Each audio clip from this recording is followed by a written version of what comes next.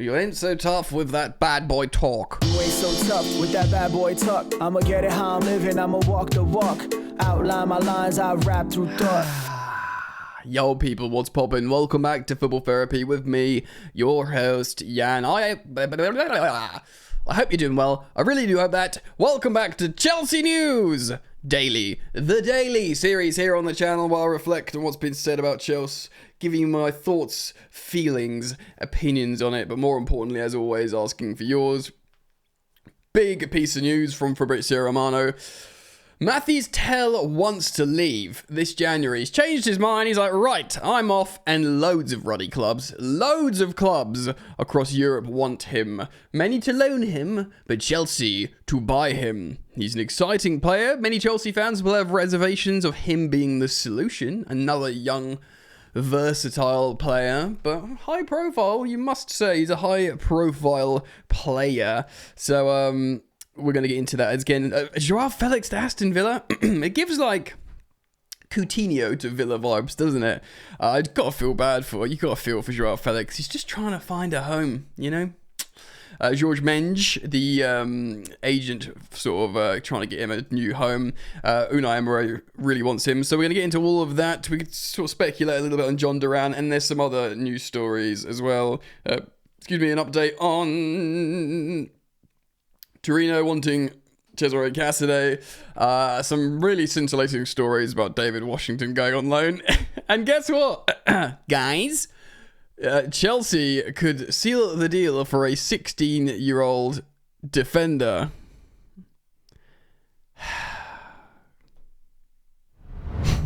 Guys, I want to shout out my boy Matthew, who's kindly made a couple of backgrounds for me. I'm sure you've been enjoying them. This one behind me here, and I should have snapped my fingers. This as well, great editor. He just made them out of the kindness of his heart. So I wanted to link his link trees with his work in case you guys want to check it out or try and get him to do some stuff for you. I'll put it in the description. So yeah, go support your boy. Worth mentioning as well, merch now available. More and more coming out. I'm having fun creating stuff. It's a passion project of mine. Of course, there's the Goat Gang merch, caps, snapbacks, truckers, baseball caps like this, tees, hoodies. I'm gonna get one that, like a tee and a hoodie that says "You ain't so tough" on the front with that bad boy talk on the back.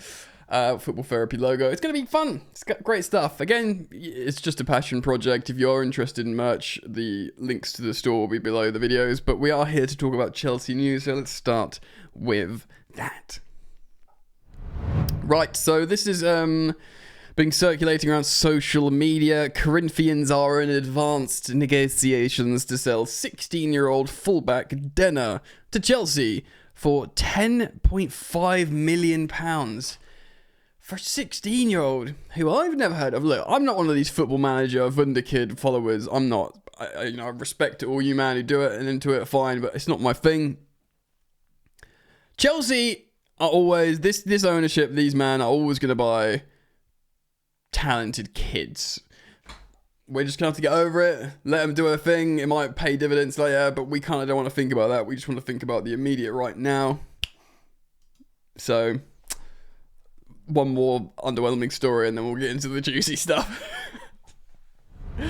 Ben Jacobs tweeting, David Washington, of course, Chelsea's Brazilian young striker. How old is he now? He's got to be 20. He's not like a child, but he's still very young, David Washington. Of course, we signed him a similar time as we signed Andres Santos. He's 19! He is a child. I can confirm he's still a child. I mean, Mathys Tel's 19, I think. Isn't he Mathys Tel? But like, I think of Mathys Tel much older because he's been knocking around for a while in the first team, looking good. They're both 19, playing at high level. Tel doesn't turn 20 until April, the end of April, and David Washington until the ruddy summer. He is set to join Santos on a season-long loan, which will be fun for him in terms of Neymar going back there. That'll be nice for him. Deal is being finalised with Washington expected to leave before the window shuts. Bit of a why did we sign this kid situation? But again, guys, I think there is going to be a lot of those. Lots of misses between the hits. Oh, yes. Speaking of potentially a miss between the hits, Cesare Casadei. Torino's still waiting for the all clear from Chelsea to give the green light for the sale. Lazio is pushing again on the player side. Both clubs are convinced they are leading the race, says Di Marzio, Italian publication, journalist, writer, broadcaster. This kid is destined to just end up in Italy somewhere. What happened to Napoli? They've clearly fizzled away, so it's just Lazio and Torino again. Look, this is the dying embers of the transfer window, mate. It ends on Monday. How's it so far into February? Anyway, you feel like this kid's just going to go to Italy. Chelsea are hopefully going to get near to what they are demanding for it.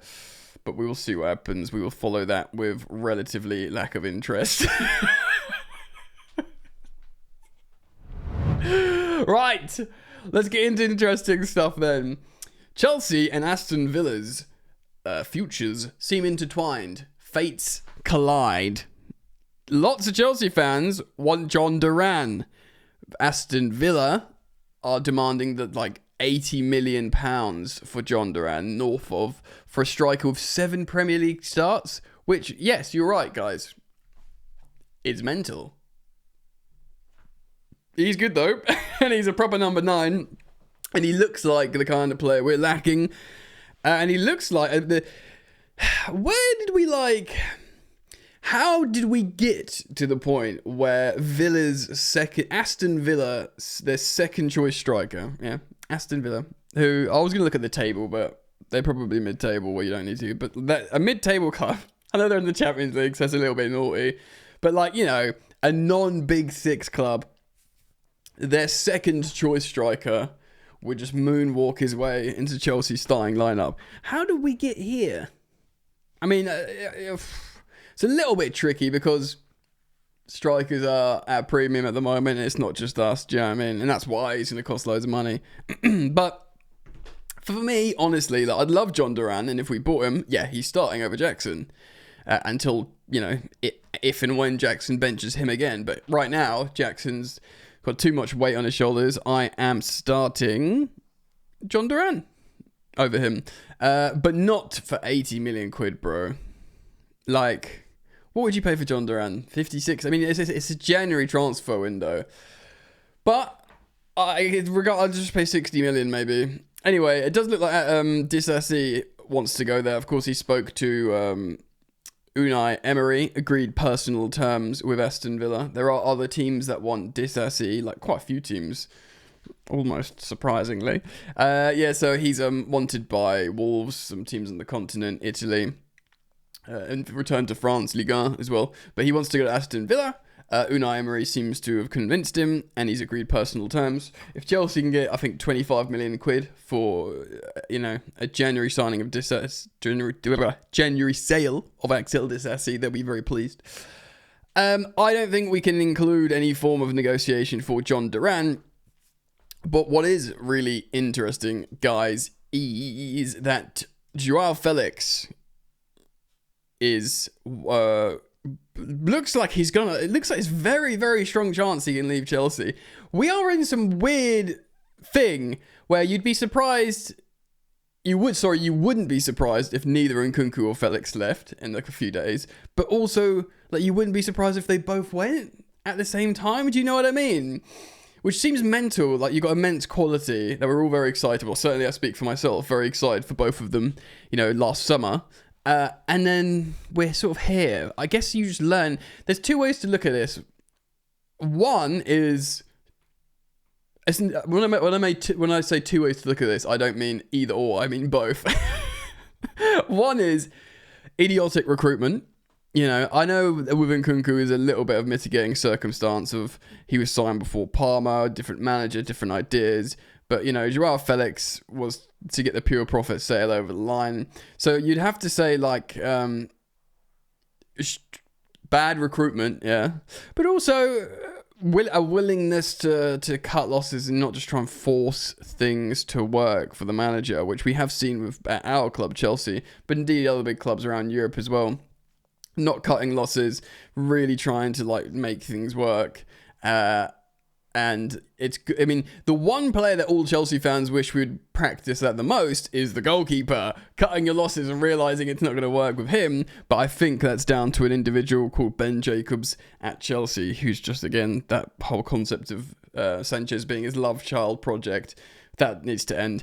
But yeah, I feel like I'm rambling a little bit, so let's land on Villa again. Aston Villa, one of the 4 clubs reaching out to Joao Felix agent Jorge Mendes to discuss a potential last-minute deal, tweets Fabrizio Romano. It all depends on Chelsea, as the formula of the deal is not easy to set in the final days. Unai Emery remains clear. If there's a chance, he wants to sign Joao. Yeah. I mean, they talk about trying to play John Duran and Ollie Watkins together.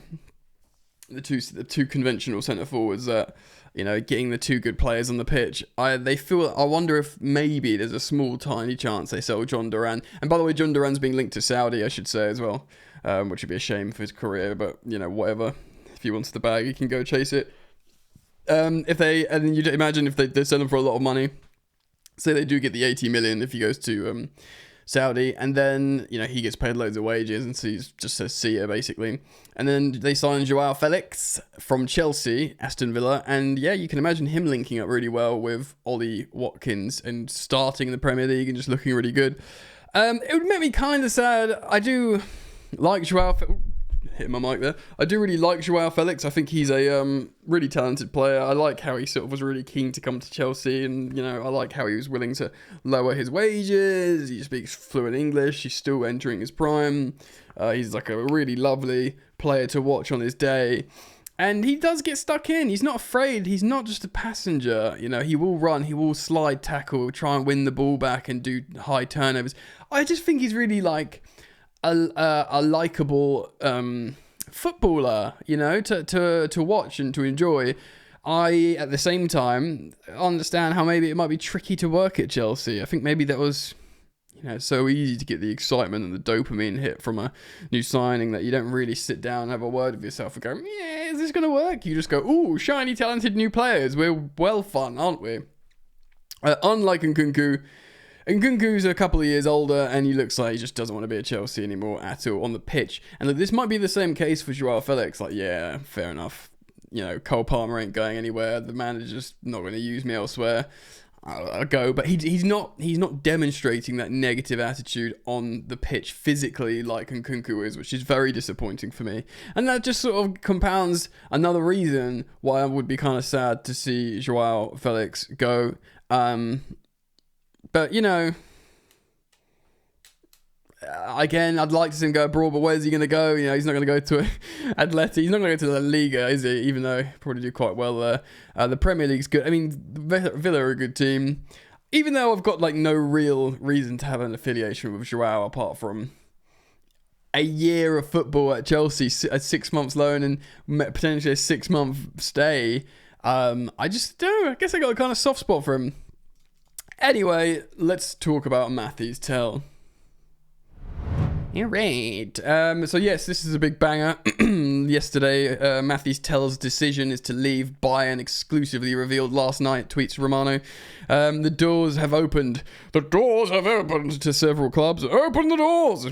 Chelsea are still there and have been since the beginning of January. We're there. While now more top Premier League clubs are also keen and active. Contact now. Race open. The race is on! And if we know one thing about these owners, they want to win races. They like a race and they want to win it. And they want to beat Arsenal to Mudryk and other players and stuff.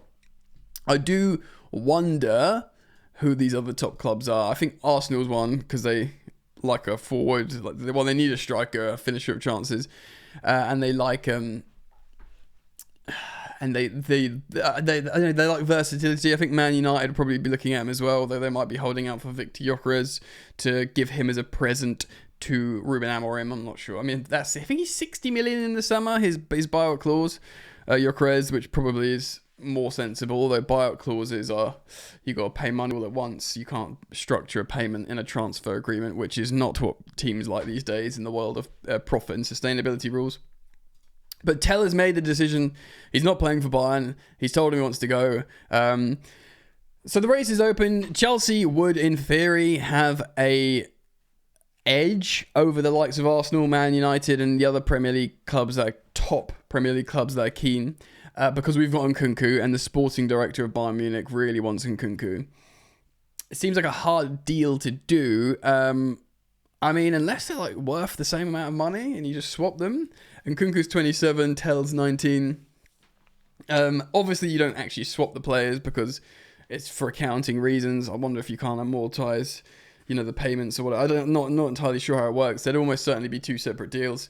But I wonder if that desire for Nkunku would give Chelsea the edge. Speculating, of course. So Mathys Tel, does he start for Chelsea? Yes. I mean, he's not the most meat and potatoes number 9. He plays all three forward line. He can play comfortably down the middle. Again, I'm going to show you an understat graphic here. So there's selected 2 seasons, not this season. The season before and the season before that, which means the season before Jackson came to Chelsea as well. His last season at Villarreal, when he played quite well as well. He obviously was running hot at the end of that campaign and we bought him. Tel, obviously, is about a third, well, more than a third, but less minute sample size here, represented by the green.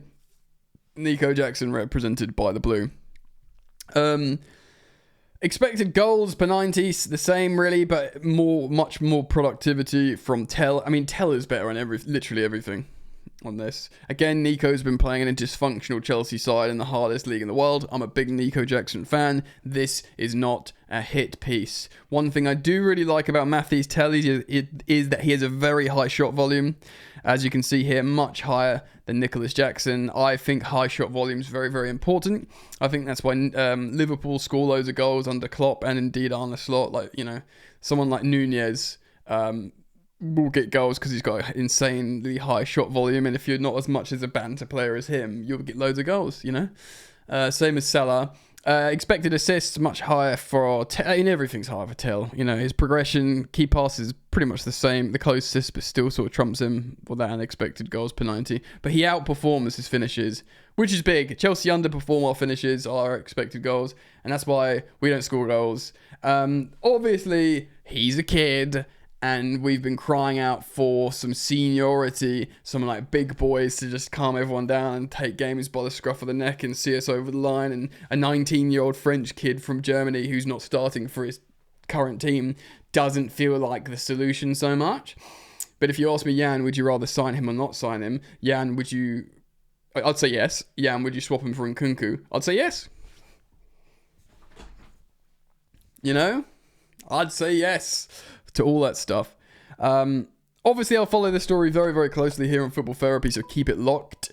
Thank you, as always, for liking and subscribing. If you want some merch, go check out the products at the bottom of the video, baby. And, yeah, dude. See you back here soon. Hopefully.